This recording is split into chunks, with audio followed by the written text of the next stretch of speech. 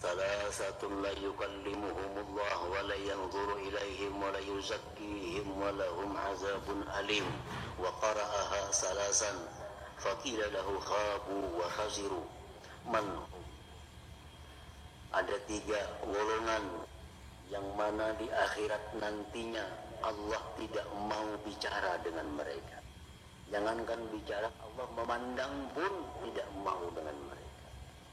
3 kelompok. Yang pertama, pertama al-musbil. Al-musbilun. Musbil ini seorang laki-laki yang memakai pakaiannya, baik itu sarung, baik itu jubah, baik itu celana, melebihi mata kakinya. Gamiskah, tetapi lewat daripada kakinya, daripada tumitnya. Celanakah, tetapi lewat daripada mata kakinya, lewat daripada tumit. Allah marah terhadap hamba yang demikian, karena itu orang yang dianggap Allah sebagai orang yang sombong. Nah, orang ini di akhirat tidak akan dihaulkan oleh Allah. Yang kedua, wal mannan. Orang yang punya sifat al-man, orang yang punya rasa berjasa kepada orang yang lain. Orang yang punya rasa berjasa itu di akhirat tidak akan dihaulkan oleh Allah. Yang ketiga, wal munfiqu sil'atahu bil halfil kadzib. Orang yang melakukan jualannya dengan melakukan sumpah yang dusta. Berjualan dia supaya laku, bersumpah-sumpah. Berdusta pula itu sumpahnya. Menjual barang 2 juta, ujar pembeli, kurangi seperempat, kata pembeli, wallahi aku sudah rugi, kata penjual. Padahal dia tidak ada rugi. Bersumpah-sumpah dia, demi Allah, katanya. Riwayat lain menyatakan, salasatul la yadkhulul jannah. Rasulullah SAW bersabda, ada 3 golongan yang tidak akan masuk surga. 3 golongan yang tidak akan masuk surga cepat.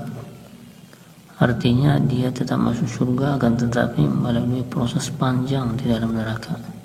Pertama, al-aqli waliuladai. Orang yang durhaka bagi kepada kedua orang tuanya. Seperti apapun imannya, seperti apapun ahli ibadahnya, seperti apapun takwanya, kalau dia durhaka kepada kedua orang tuanya, dia itu tidak akan bisa ke surga sebelum dihukum, diazab dulu. Sebelum dihukum, diazab di dalam neraka. Yang kedua, wa mudminul khamr, orang yang suka meminum khamar, minuman-minuman yang memabukkan, minum arak, minum obat, narkoba. Dia tidak akan masuk surga sebelum dia disiksa di dalam neraka terlebih dahulu. Yang ketiga ialah wal mannan, orang yang merasa berjasa tadi. Merasa berjasa. Man itu sifat Allah. Hanya Allah yang berhak merasa berjasa itu. Hanya Allah yang berhak untuk man, untuk memberi pemberian, untuk menyebut sebuah pemberian. Misalnya Allah berfirman, engkau dahulunya tidak ada, lalu aku ciptakan.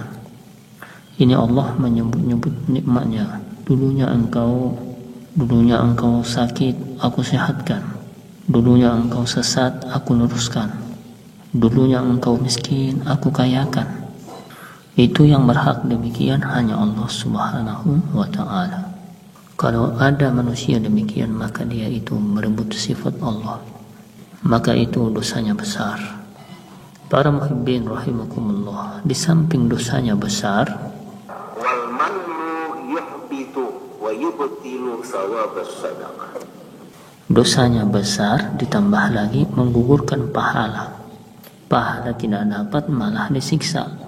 Kalau kita merasa berbuat baik kepada orang yang diberi, kita merasa berjasa kepada orang yang diberi, pemberian itu tidak ada nilainya di sisinya, ditambah lagi dosa-dosa besar, diancam dengan siksa yang berat di akhirat. Para muhibbin rahimakumullah, liqaulihi ta'ala, ya ayyuhalladzina amanu la tubtilu shadaqatikum bil manni wal adha. Wahai orang-orang yang beriman, jangan engkau batalkan sedekahmu dengan al-man dan al-adha. Memberi tapi menyakiti, itu dilarang oleh Allah. Memberi tapi dengan menyakiti, baik dengan tingkah lakunya, baik dengan kata-katanya. Memberi tapi menyakiti hati orang yang menerima. Wa minhu, dan setengah yang man lagi ayyara linafsihi maziyatan 'alal mutasaddaq 'alaihi bi ihsanihi ilaihi.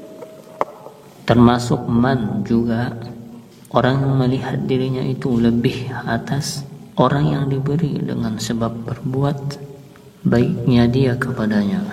Dia melihat bahwa dirinya itu lebih daripada orang yang dibantunya. Dia melihat bahwa dirinya itu lebih berhak untuk dimuliakan daripada orang yang dibantu. Dia melihat bahwa dirinya itu berhak untuk diutamakan daripada orang yang dibantu yang diberinya. Itu termasuk man juga. Wa minal manni kaunuka fi nafsik law lam ahdur lama tamma hadzal amr. Termasuk man pula perkataan engkau di dalam hati, jikalau aku tidak hadir, tidak akan beres urusan itu. Ini man juga. Kalau aku tidak turun ruangan, tidak selesai itu masalah. Nah, dalam hati seperti itu, apalagi diucapkan. Misalnya ada perkara, ada keributan, ada orang macam-macam, datang kita urus selesai. Nah, hati kita bersuara nih, kalau aku tidak turun ini tidak akan selesai. Itu man. Dosanya sangat besar. Law lam ahdur lama tamma hadzal amr. Wa minhu sebagian lagi dari man itu talabus syukri lil mutasaddaq alaihi. Menuntut terima kasih kepada yang diberi. Menuntut terima kasih. Kita memberi seseorang, lalu orang itu tidak berterima kasih kepada kita. Kita kecewa. Nah, itu man. Kita ini memberi orang, membantu orang, orang itu tidak pernah berterima kasih kepada kita. Kita kecewa, orang yang dibantu ini tidak pernah mengucapkan terima kasih kepada kita.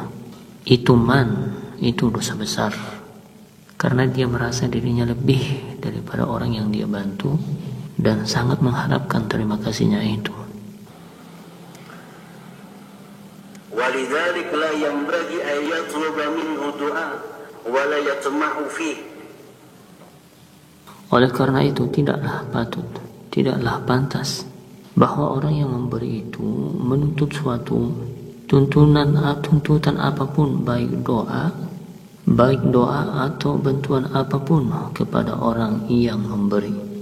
Kalau kita memberi seseorang tetapi ada kita menuntut sesuatu kepada orang itu menggugurkan pahala sedekah itu jadi hilang. Nah, para muhibbin rahimakumullah, jadi man itu adalah salah satu sifat yang berasal dari hati kita, di mana kita merasa diri kita lebih daripada orang yang kita beri, lebih daripada orang yang kita bantu. Kita menuntut bahwa orang yang dibantu itu untuk berterima kasih kepada kita. Kita menuntut kepada orang yang dibantu itu untuk membantu kita. Nah, itu sudah menggugurkan pahala sedekah kita. Nah, para muhibbin rahimakumullah, dalam kitab Syarh Al-Qais disebutkan, di situ ada beberapa orang dibolehkan demikian. Di dalam bersifat man ini ada beberapa orang yang dibolehkan. Ini pengecualian. Pertama, Rasulullah SAW. Nah, beliau boleh man. Ujar Nabi misalnya, wahai umatku, kamu dahulu sesat, aku luruskan. Kamu dahulu sakit, karena aku doakan kamu sehat. Nah, Nabi itu boleh. Yang kedua yang boleh itu bersifat man, orang tua dengan anaknya.